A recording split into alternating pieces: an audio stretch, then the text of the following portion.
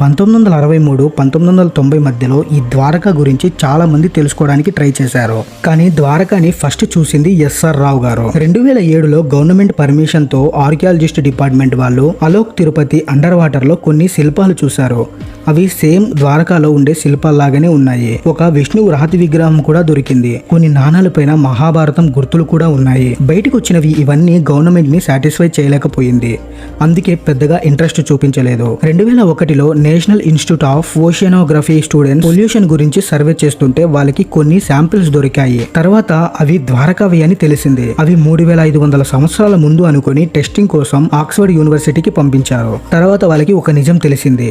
అది ఏంటంటే అవి 9000 సంవత్సరాల ముందు అని. వాటర్ లో వీళ్ళు చూసిన city exact photo of Dwarka అని చెప్పారు. ఆ అండర్ వాటర్ లో చాలా శిల్పాలు, నాణాలు ఇంకా చాలా దొరికాయంట. అవన్నీ ఆల్మోస్ట్ మహాభారతాన్ని రిప్రజెంట్ చేస్తున్నాయి అని చెప్పారు.